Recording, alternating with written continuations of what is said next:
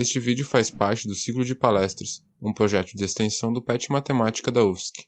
Nesta palestra, teremos a participação do especialista em ciência de dados, Rafael Calisto. Fiquem com a palestra e bons estudos. Boa tarde e bem-vindos ao PET Matemática.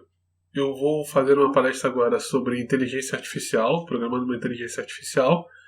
Para me apresentar, meu nome é Rafael Calisto, sou formado em análise de sistemas na UESO, que é uma universidade estadual do Rio de Janeiro, e sou especialista pelo IGTI, que é uma formação EAD.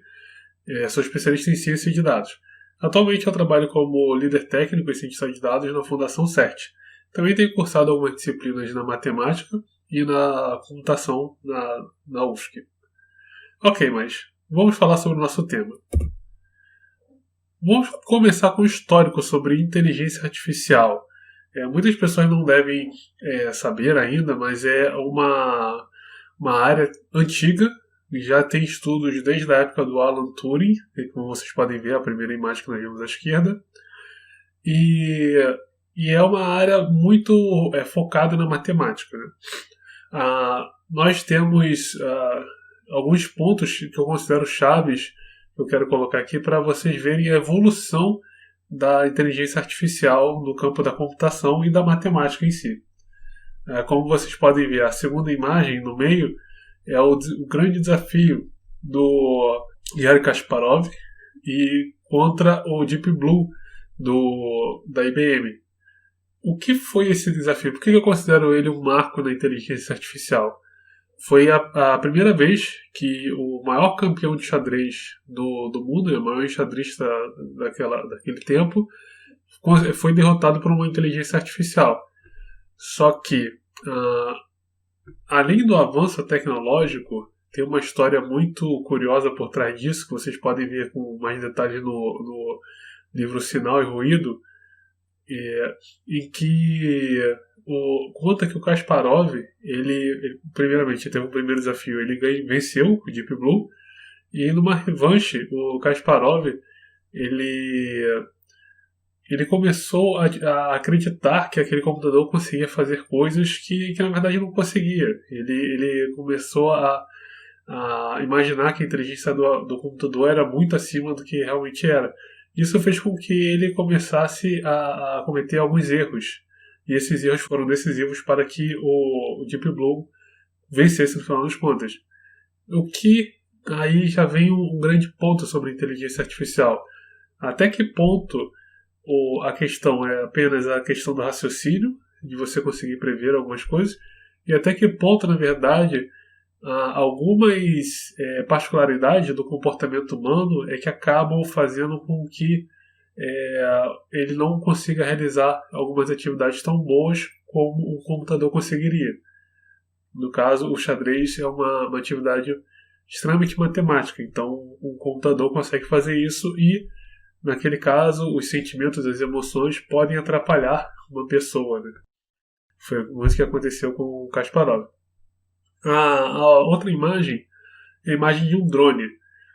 Esse drone ele tem sido muito utilizado atualmente pelo exército americano para realizar ataques contra terroristas e contra países onde eles estão realizando guerras.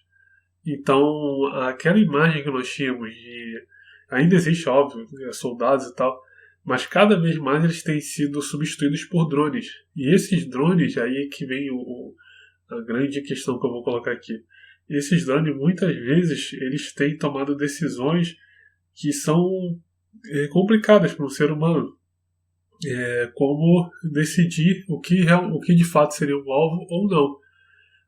É lógico que ele decide isso baseado em informações que o ser humano coloca para ele. Mas a inteligência artificial já está nesse nível atualmente, de fazer um computador decidir o que deve ser atacado com arma de fogo ou não. Bom, falando sobre as principais linguagens de programação utilizadas atualmente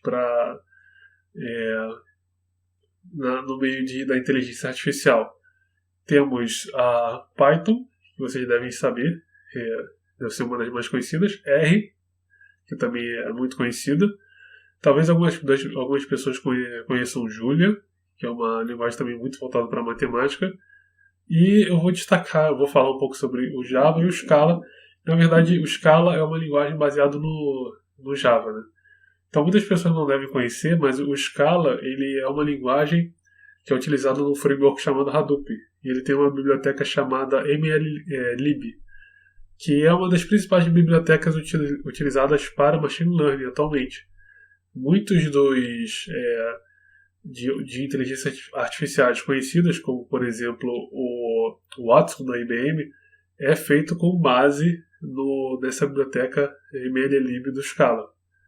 E o Java também, né, possui algumas aplicações que são utilizadas em inteligência artificial.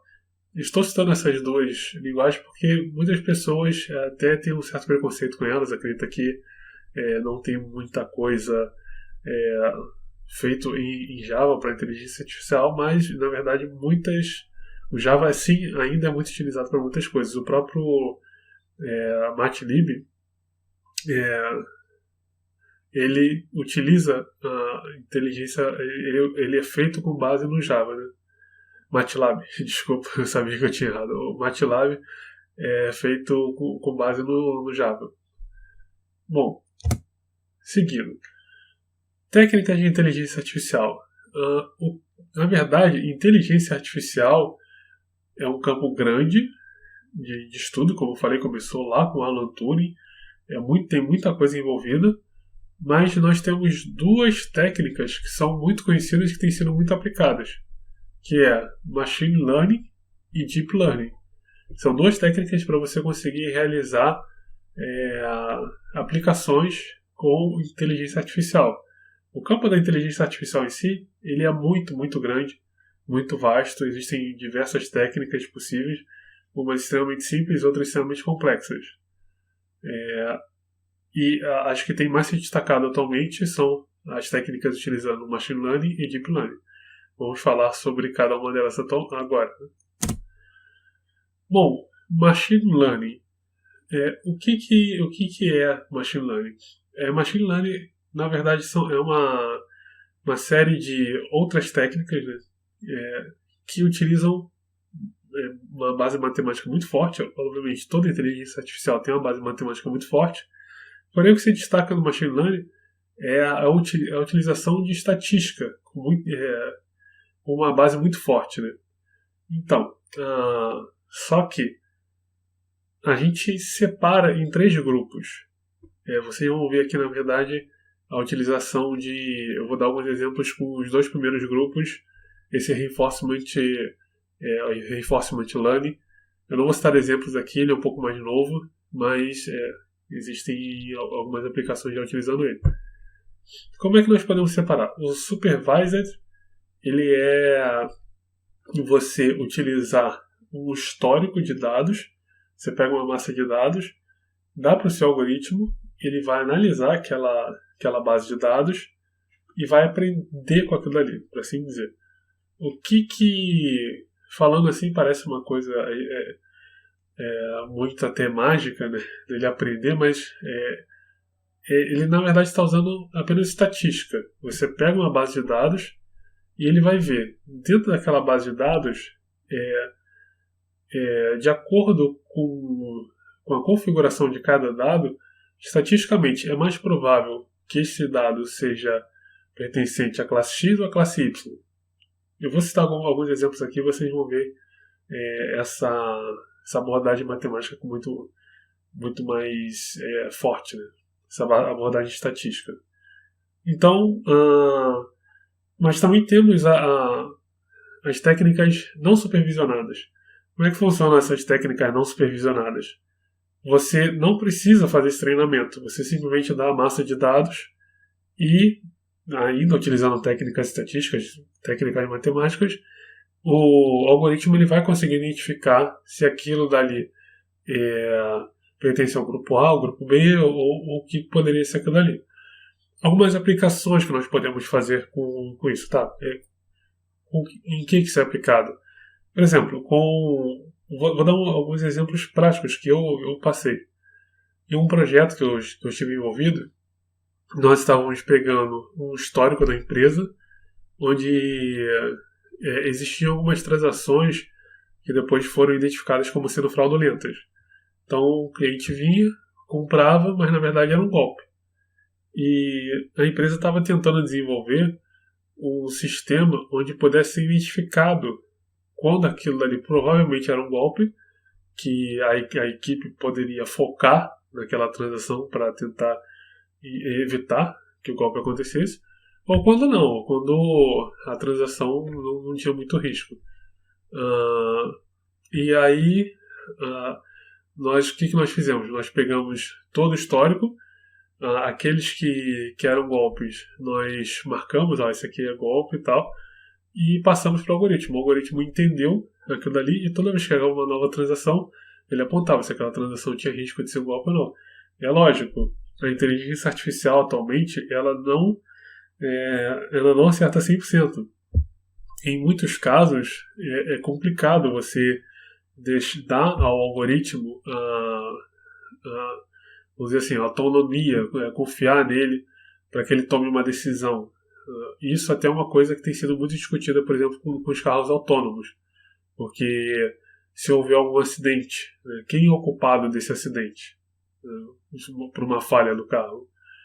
Então, o que acontece não é que a transação ela vai ser cortada ou ela vai ser tida como fraudulenta. Ela vai para uma equipe de análise, mas isso é uma forma de otimizar o trabalho da equipe de análise, porque em muitas empresas existem centenas até milhares de transações por segundo.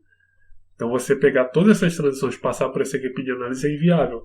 Agora, você filtrar e deixar só aquelas que o algoritmo identifica como sendo fraudulenta, aí sim é uma coisa viável para essa equipe de análise.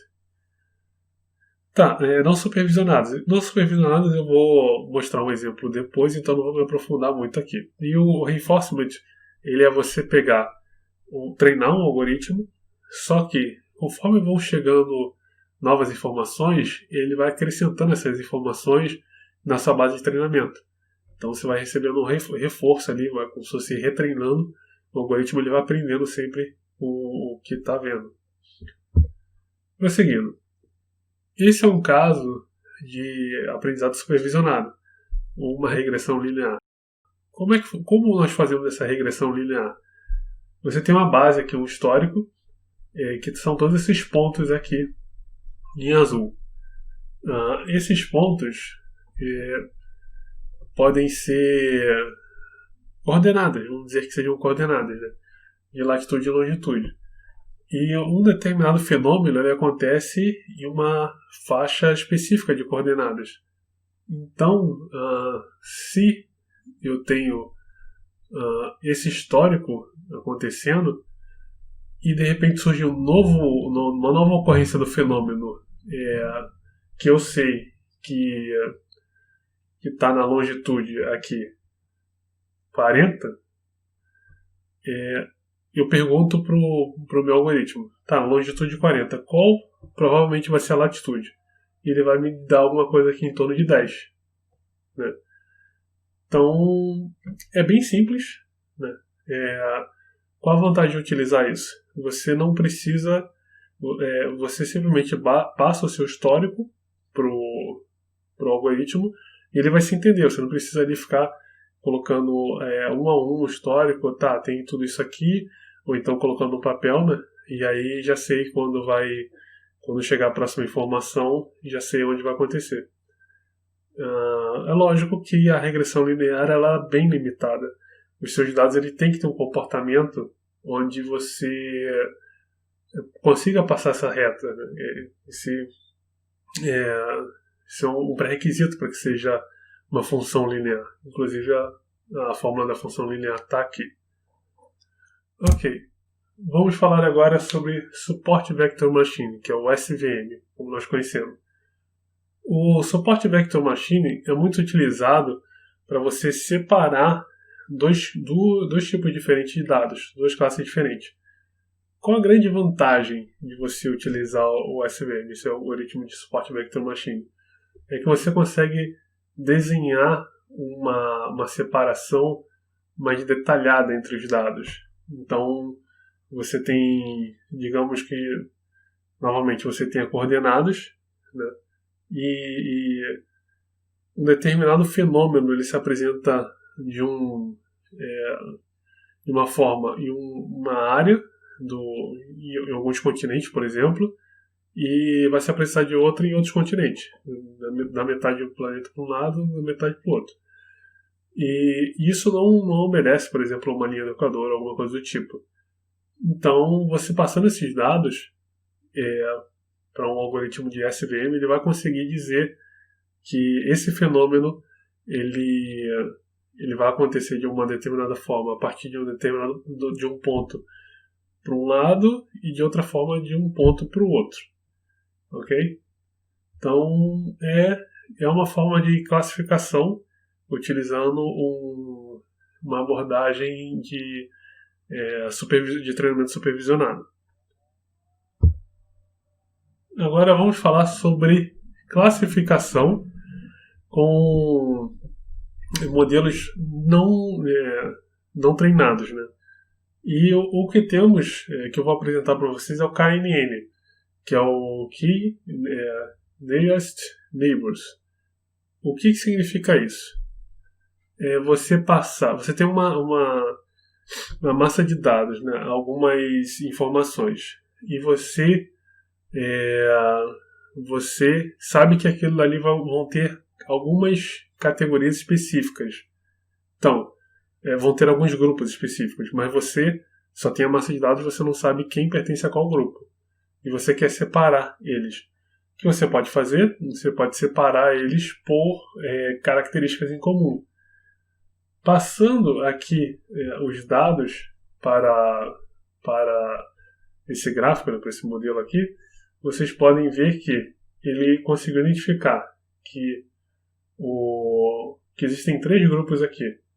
E esse grupo em azul, ele forma um grupo específico, com características específicas. Vocês podem ver que tem alguns aqui que estão fora dessa concentração.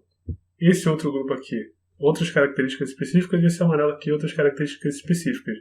Então ele detecta que tem características específicas em cada grupo e ele consegue distinguir isso. Agora, como ele faz isso? Ele vai acrescentando ponto a ponto. Então, digamos, esse primeiro ponto aqui surgiu, foi acrescentado. E aí ele vai procurar, aqui você está até vendo que são 15 vizinhos que ele vai encontrar a cada ponto adicionado. Então, esse ponto aqui foi adicionado, ele vai procurar ao redor dele para ver se tem até 15 vizinhos. Só que ele não encontrou nenhum vizinho, porque foi o primeiro ponto adicionado. Ok, sem problema. Esse aqui, depois foi adicionado. Então ele vai procurar ao redor dele para ver e eles vão encontrar um ao outro. Até aí, tudo bem. Você vai ter os dois como sendo considerados 2 grupos distintos, porque só tem os 2. O terceiro, mesma coisa e tal. Só que conforme vão sendo adicionados mais pontos, eles vão vendo quais estão mais próximos e ele vai identificando que outros estão distantes e eles pertencem a grupos diferentes, grupos distintos. E cada novo ponto adicionado, os outros são recalculados, né? Até que você chega ao final, todos os pontos foram adicionados, e você percebe que alguns se concentram em uma determinada área e outros se concentram em outra área.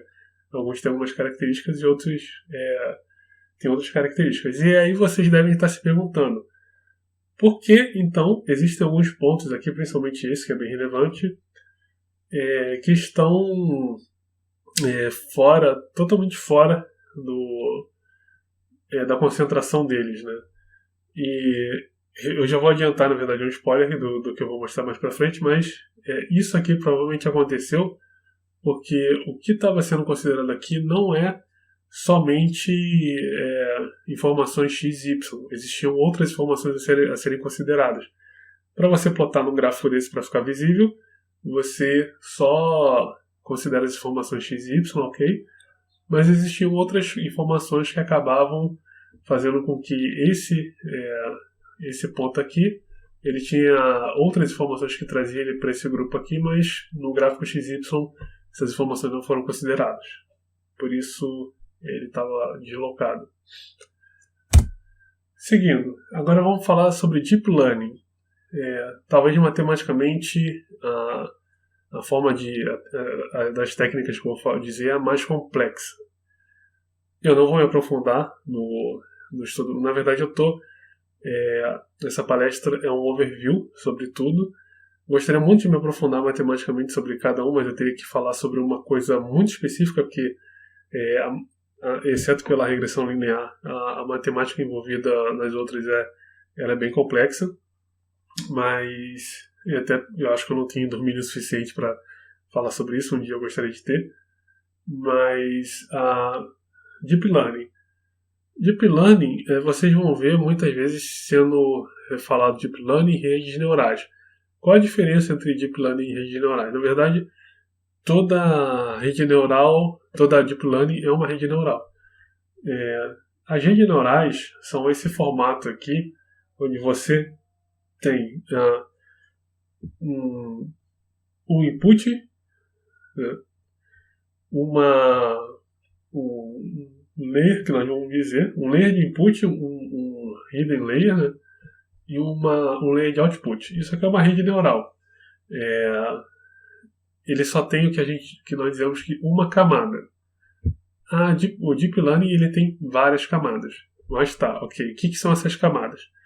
O Deep Learning e as redes neurais, elas se baseiam em uma forma antiga que se pensava de funcionamento, que se imaginava para o neurônio. Por isso o nome hoje em dia é bem inadequado, porque hoje em dia sabe-se que o neurônio não funciona mais desse jeito, mas matematicamente ele foi baseado nessa forma. Cada neurônio aqui pensado, ele é ele é um nó, ele é chamado de nó. E como é que esse nó funciona? Esse nó ele vai pegar os dados e ele vai quebrar esses dados em muitas possibilidades aqui dali. Eu vou tentar voltar um pouquinho e explicar de uma forma que fique mais simples de entender. Você tem uma determinada informação. Primeiramente tem que dizer que o Deep Learning ele é um modelo treinado, então você tem que treinar ele. Então, você tem uma determinada informação que você sabe que essa informação ela é X, né? Vamos dizer assim, um exemplo bem, bem comum na internet. Uma imagem de um cachorro. Então você vai pegar essa imagem e vai passar para o seu algoritmo de Deep Learning dizendo que aquilo corresponde a um cachorro. Então ele vai pegar essa imagem, ele vai quebrar essa imagem e tentar ver todas as configurações possíveis para conseguir dizer que uma próxima imagem, para conseguir detectar se uma próxima imagem vai ser referente a um cachorro. Né? Como é que ele faz isso? Ele tem essa imagem que você deu como base, que você sabe que é um cachorro, ele pega e começa a criar diversas outras imagens, diversos outros dados que poderiam gerar imagens e ele vai desse monte de dados que ele criou, desse monte de imagens que ele criou, ele verifica quais corresponderiam ao cachorro, quais corresponderiam àquele exemplo. As que não correspondem, ele retira e ele vai refinando, ele vai criando novas imagens, mas refinando.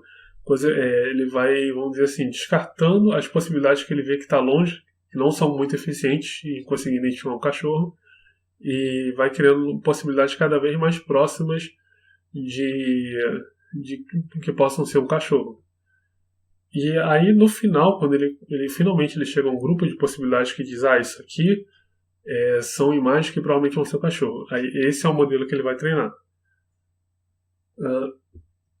Esse exemplo que eu dei, ele é um exemplo muito voltado para o que nós chamamos de Convolution Neural Networking, que é uma forma específica de nós conseguimos fazer um Deep Learning voltados para a imagem, uma técnica específica de Deep Learning, só que voltada para a imagem. Por que essa técnica, como essa técnica funciona, ok? Pode parecer assim muito fantástico e tal, mas as imagens nada mais são do que matrizes. As imagens realmente são muito boas para, vamos dizer assim, um caso fácil, né, para inteligência artificial, porque as imagens que nós vemos no computador são matrizes em que cada componente dessa matriz é um valor RGB. Então, RGB, para quem não sabe, é Red, Green, Blue, que é um padrão de cor, né? Então, cada pixel da imagem é um padrão RGB, é um número RGB, e ele vem dentro dessa matriz, né, gigante, que é formado pelo conjunto de pixels. Como eu disse, você passa uma série de imagens como input, né, para o seu algoritmo de Deep Learning. E essa série de imagens que você dá como input são quebradas nessa matriz, são lidas como matrizes, e ali você tem diversas possibilidades de matrizes para, por exemplo, como eu falei, gerar um cachorro. E, como eu disse, o computador, a rede neural ali, o Deep Learning, ele vai gerar uma série de formas de fórmulas para gerar matrizes, em que ele vai testar a eficiência dessa fórmula até ver qual que consegue melhor se encaixar consegue melhor gerar imagens que sejam voltadas para um cachorro. Entenderam um pouquinho? Eu sei que é um pouquinho complicado explicar. Talvez para algumas pessoas possa não parecer tão complexo assim, mas para outras, pela minha experiência, parece. Agora, por que eu estou falando aqui sobre Convolution Neural Network? Tá, CNN ali em cima é a sigla, não confundam com o canal de TV. Por que eu estou falando sobre Convolution Neural Network? Porque, na verdade, isso é uma forma de você fazer Deep Learning.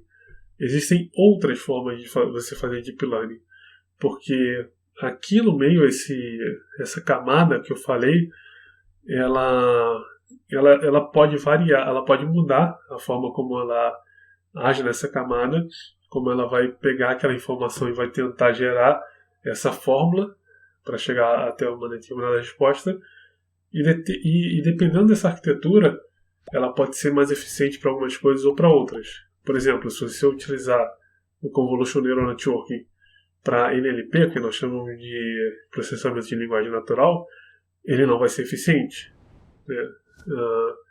E por aí vai. Cada Deep Learning ele funciona de uma forma diferente, o que dá um campo de estudo muito grande, porque você tem diversas combinações possíveis, né?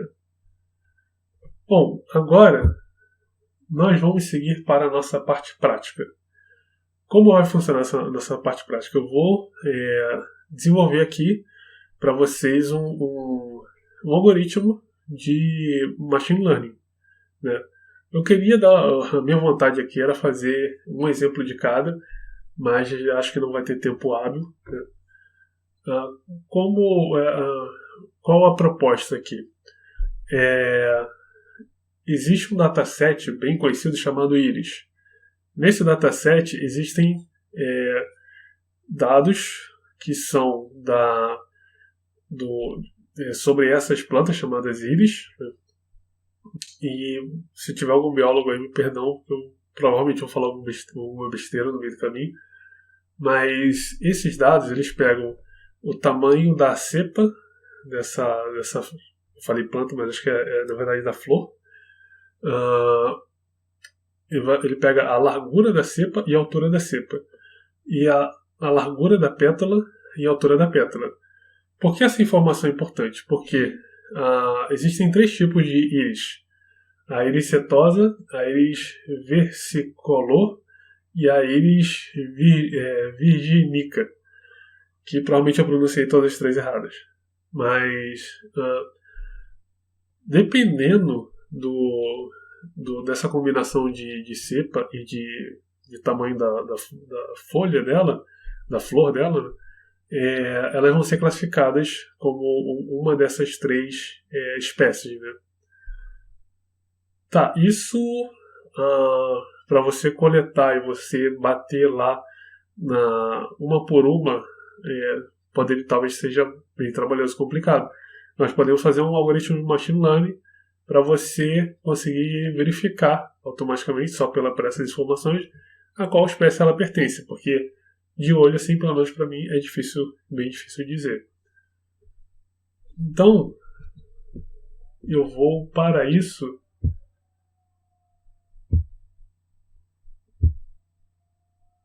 utilizar este programa aqui.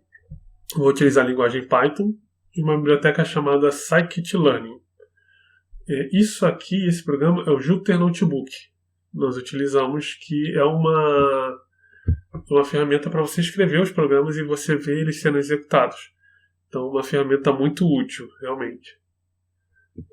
Então, vou começar explicando o que eu fiz aqui. Essa parte, vocês vão ver que algumas partes estão vazias, outras já estão preenchidas. Por quê? Para não ficar uma coisa chata, assim, muito demorada, eu deixei só as partes principais para eu preencher. Outras já deixei preenchidas para ganhar tempo. Né? Então, estou importando aqui essa biblioteca NumPy. Estou importando esse mesh grid, o arrange, c_, e o array. São 3. Isso aqui é uma biblioteca. Isso aqui são 4 funções que eu estou importando, que eu vou utilizar. Matplotlib é uma biblioteca para você fazer gráficos, para você mostrar gráficos. Então, estou importando ele aqui, esse pyplot, né? Estou importando também aqui o colors, que eu vou utilizar para deixar também do Matplotlib, né? Deixar as cores visíveis no gráfico. E o Scikit-learn é a principal biblioteca de machine learning do Python. Existem outras também, mas essa é a mais utilizada.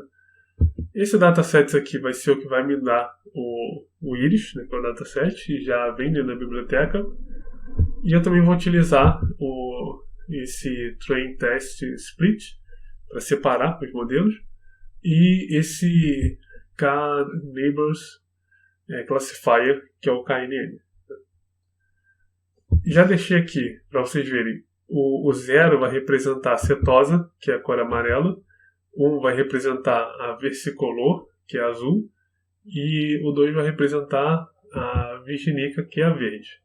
Então vamos começar aqui a fazer o nosso algoritmo. A primeira coisa que nós vamos fazer é importar, pegar o nosso dataset, que é o íris, né?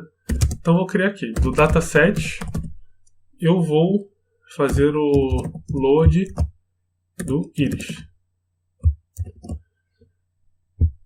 Aqui, para eu rodar, eu preciso fazer um Ctrl Enter. Então ele está importando todas essas bibliotecas. Demora um pouquinho, ainda mais que eu estou gravando ao mesmo tempo. E agora eu vou fazer o import do dataset. Esse foi bem mais rápido. Agora, eu vou fazer aqui. Eu preciso passar ele os dados. Eu vou explicar para vocês melhor o que eu estou fazendo aqui. Eu preciso passar para eles os dados da coordenada x, né? O que vai ser? Vai ser a coordenada que vai ser plotada no eixo x no nosso gráfico. Só que, o que eu estou passando para ele aqui, que vocês estão vendo que eu estou colocando esse data e o target, né? Esqueci do R aqui. Eu vou carregar aqui, mas eu já vou dar o que esse data. Esse data nada mais é do que as informações da largura da cepa, da altura da cepa em centímetros, né, da largura da flor e da altura da flor de várias plantas que foram coletadas. Né? Uma série de dados foram coletados de plantas que foram analisadas. Só que reparem, eu não sei, eu só sei essas informações das plantas, mas eu não sei qual é qual ali. Porém, no target, nós temos esses dados. As primeiras são a setosa, depois vem as versicolor e depois as virginicas. E, como eu falei aqui, elas são representadas pelo 0, pelo 1 e pelo 2. Vamos botar aqui em cima. Por que eu estou passando essa informação aqui de 2 pontos, depois 2 pontos, 2? Eu estou pegando só as informações da cepa. Eu estou eliminando as informações da pétala. Por que isso? Porque, lembra que eu falei do gráfico XY? Para eu mostrar no gráfico XY, eu só posso ter XY, certo? Tá, mas eu estou colocando no X a informação de XY, que ficou meio confuso. Ok, desculpa, eu não... acho que eu não fui muito claro quando eu fiz esse algoritmo. Mas isso aqui, na verdade, são informações de X e Y que estão indo para o X. Não conseguiria representar se tivesse mais do que 2 vetores. O vetor fosse maior do que dois elementos, né? Ok. Sempre acontece de eu fazer alguma variável com nome confuso. Assim, todas as minhas palestras eu acabo percebendo isso só de quando eu estou apresentando. Mas sempre tento melhorar. Agora o que eu estou fazendo? Lembra aquilo que eu importei lá? Eu vou até copiar aqui que eu vou ficar mais rápido. Essa função listed_colors. Então, eu vou pegar aqui a informação. Eu vou querer as cores yellow, light blue e light green. Faltou ele. O que são essas informações? Lembra que eu falei que ele vem com uma função, não vou conseguir mostrar a vocês. Mas lembra que eu disse que o RGB nada mais é do que um código de cor, que são números? Isso aqui também. Esse listed_colors, isso aqui na verdade é um objeto que nós chamamos. E esse objeto ele vai ter essa configuração que qual o padrão correto da cor amarela, qual o padrão correto do azul, qual o padrão correto do verde. Qual a vantagem de utilizar essa função aqui? Eu não preciso ficar decorando quais os números. Eu consigo aqui, pela minha escrita, que essa função me retorne os valores corretos para cada uma dessas cores. Né? Continuando, eu agora vou começar aqui, enfim, de fato, criar o meu algoritmo de machine learning, que eu vou utilizar o KNN. No KNN, eu preciso passar para ele 2 informações. Isso aqui é a abreviatura de classifier. Né? O número de elementos que eu vou procurar. Lembra quando eu expliquei que você coloca um elemento e vai procurar quantos elementos tem próximo a ele? Então, vão ser 15 que eu vou procurar. Que é um padrão bastante utilizado nesse dataset Iris. E aqui eu também vou colocar o height dele, que tem outra forma de você buscar ele, mas eu vou colocar pela distância, o que ele vai considerar como peso, para você ver onde qual grupo onde cada nó se encaixa, qual a distância que ele está do outro. Né? Então, meu classificador está criado. Agora o que eu vou fazer com ele é passar o XY para ele, que é as informações lá, como eu disse, na verdade x é xy, né, da largura da cepa e da altura da cepa. E aqui o label que nós chamamos, que é o que é a correspondência para cada uma dessas altura e largura. Tipo, a primeira altura e largura é o quê? Uma cetose. A segunda altura e largura corresponde ao quê? A virginica, por exemplo. Então, vou rodar aqui o algoritmo e... desculpa, eu rodei errado. Não tem problema. Então, tá aqui. Ele faz essa amostra aqui, ele imprime aqui o objeto que foi criado. Pra gente é indiferente isso. Isso aqui, já vou rodar, já deixei aqui, que seria um pouquinho chato ficar tendo que escrever isso, mas nada mais é do que os limites que vão ser apresentados no gráfico. Então, qual o menor valor pro x, qual o maior valor pro x, qual o menor valor pro y, qual o maior valor pro y. Reparem que todos eles vêm do x. Como eu falei, foi um nome ruim que eu dei à variável. Eu deveria ter desde o início colocado como XY. Agora acho que já está um pouco em cima para mudar. Tá bom. Outra coisa aqui que nós vamos fazer é esse Mass Grid, eu estou passando para ele um Arrange. O que é esse Arrange? Né? Esse Arrange ele vai criar pontos de um determinado valor até a outro valor.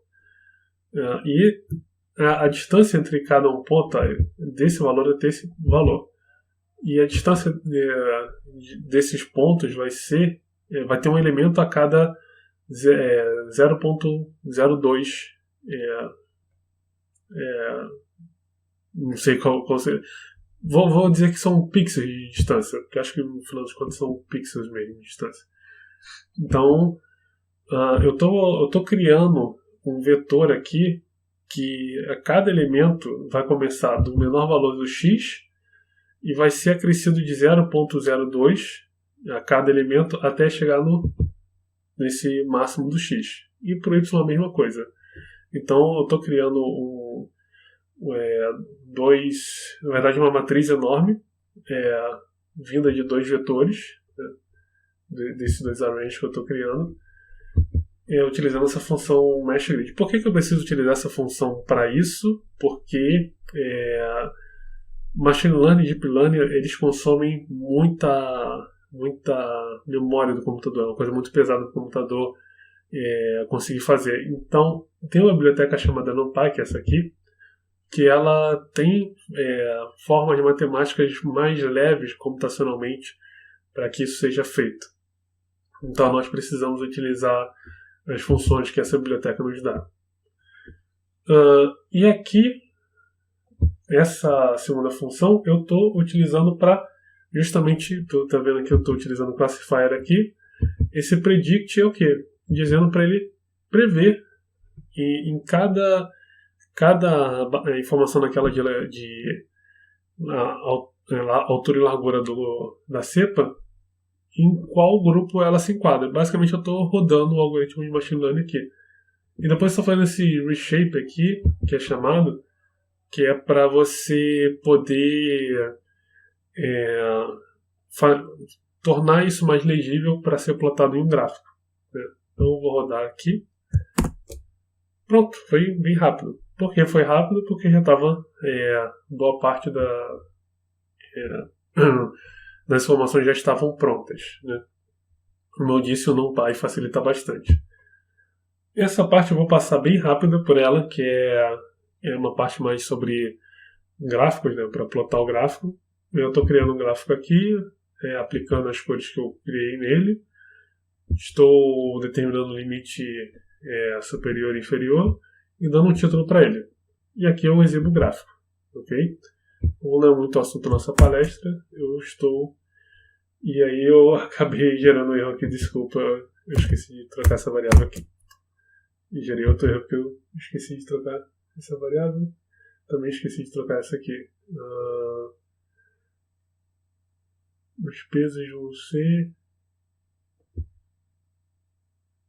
Eu já não lembro mais quais são os pesos. Ok, não tem problema. Eu só tiro aqui. Então, eu tirei aquela informação só porque ela é do título, tá? Eu mudei algumas coisas que eu tinha feito aqui. E aí é aquele negócio, né? Improvisar, você sabe que vai ter problemas, né? Então, sempre acabo dando uma deslizada. Então, deixa eu rodar aqui novamente só para eu incluir parênteses aqui. Tá aqui a organização. Todos os dados em que a base da cepa vai até acima de 6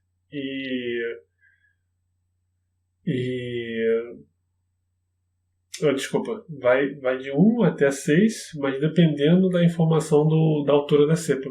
Isso aqui são as bases da cepa e isso aqui é a altura da cepa. Então, você pega um ponto, uma flor, uma planta que tenha a cepa 5 e a largura 5 e a altura, sei lá, 4. Então, 5 e 4 vai ser uma cetosa. Né? Cetosa, isso aí mesmo. Ok, então, mas eu vou continuar. Não é só a questão de você classificar esses 3 grupos que eu passei. Eu também quero treinar um modelo. O KNN ele também pode ser eficiente para você treinar um modelo e a partir daí você reconhecer outros modelos que você inclui. Lá no início eu falei que o KNN ele é um modelo que ele pode ser não treinado, como foi o caso aqui, eu não precisei treinar o modelo. Você também pode treinar modelos com ele. Né? Ele não é exclusivamente não treinado. Então, para treinar, o que eu vou fazer aqui? Eu preciso, quando eu vou treinar algum algoritmo, passar uma base de treino para ele, onde ele vai aprender com aquilo dali, e depois que ele aprender com aquilo dali, ele tem que ver qual a eficiência daquilo que ele aprendeu. Então ele tem que ter uma base de teste também. Eu vou, para facilitar aqui, eu vou dar um Ctrl+C, Ctrl+V nesse Train Test Split. É sempre bom fazer isso porque a gente acaba escrevendo errado algumas coisas. Então é mais seguro dar um Ctrl+C, Ctrl+V. E a primeira informação que eu vou passar para ele é a informação de data, né? Que são, vocês lembram que eu mostrei, são aquela matriz. Né? E aí lembrem que eu vou incluir aqui a informação da pétala também. Eu estou passando tudo para ele, não só como naquele outro caso que eu passei só a altura e largura da cepa, aqui em cima. Aqui, por que eu tô aqui? Eu preciso utilizar esse array, essa função array, senão essa função não funciona. Ele te força a utilizar algumas coisas do NumPy, justamente como eu falei, a machine learning depende de ter uma performance grande porque é muito pesado o computador. Essa última informação aqui, o test size, o que é? Do todo, que seriam dos dados que eu estou passando para ele, qual vai ser a porcentagem que eu vou utilizar para depois de realizar o teste. Então ele vai treinar com 80% dos dados e depois vai utilizar 20% dos dados para testar qual a eficiência que ele está conseguindo atingir. Ok? Então vamos rodar aqui rapidamente. Rodou rapidamente novamente. Eu vou aqui criar um novo classifier, né? E eu vou chamar o KNN novamente e vou fazer um fit, né, que é para ele utilizar o treino que ele vê com base nesse treino aqui o quão ele consegue ser assertivo, né? E aí depois eu consigo imprimir isso, tipo, do que você treinou aí, quantos você acertou. Isso ele me dá quando eu passo esse score e passo normalmente para ele o teste que foi testado do X e do Y. Ele acertou 96%. Isso é muito raro em machine learning, porque isso acontece geralmente quando você tem coisas muito precisas. Lógico, como eu estou dando um exemplo aqui, porque essas plantas, quando você tem uma determinada configuração para ela muito provavelmente vai se enquadrar em um grupo ou em outro.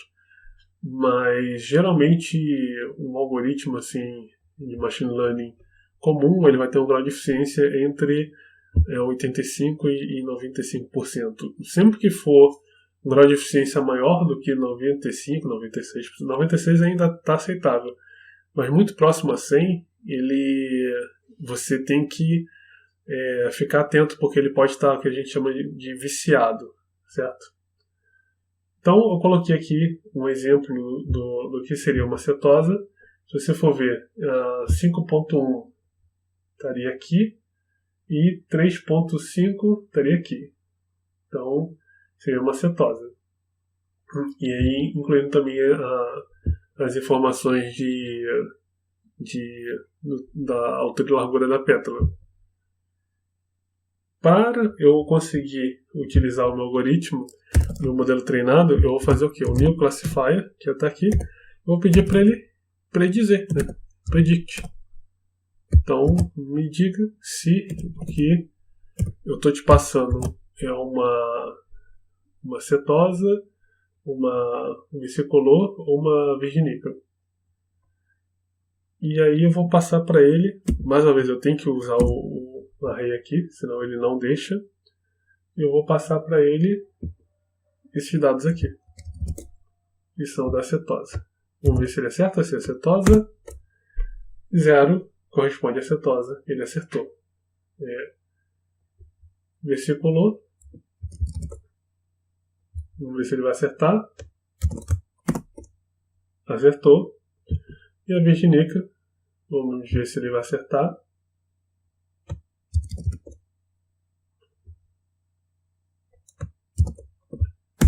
Acertou. É óbvio que eu treinei, eu testei isso antes e sabia que ele ia acertar. Agora eu vou fazer um aqui sem testar. E aí eu posso dizer que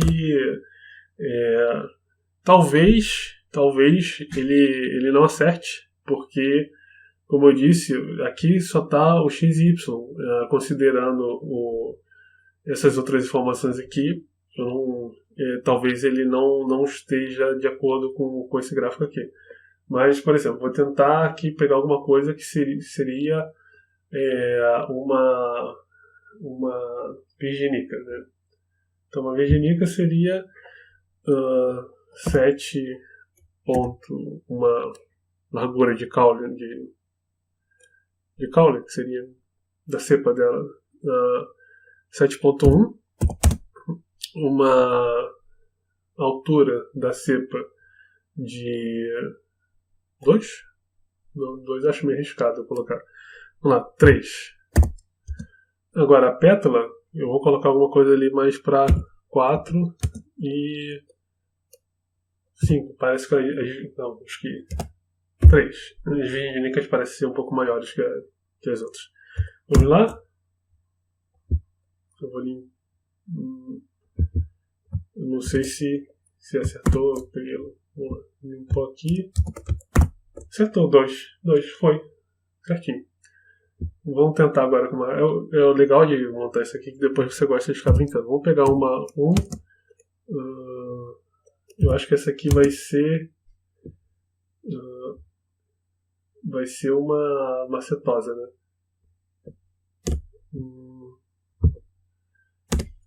Vamos colocar aqui alguma coisa 1 também e 0.2. Vamos ver se vai ser cetosa. Cetosa, 0. Isso aí. Então, é isso, pessoal. Essa foi a nossa prática aqui. Vamos voltar lá para a apresentação. Bom, foi essa nossa apresentação. Eu gostaria de deixar aqui os meus contatos. Qualquer dúvida, podem entrar em contato comigo, qualquer uma dessas redes, enviar suas perguntas. A minha palestra eu vou deixar ela disponível aqui para todo mundo no Speaker Deck, né, nesse endereço. E, lógico, podem me enviar perguntas pelo Twitter, pelo LinkedIn, pelo Telegram, pelo GitHub também. O algoritmo que eu fiz, ele está disponível no GitHub, eu já subi ele na plataforma. É lógico que o GitHub é mais difícil de eu ver mensagem nele, então procurem mais os outros aqui, esses 3. Agradeço muito a audiência de todos, fico aguardando o contato de vocês e até uma próxima. Grande abraço, pessoal.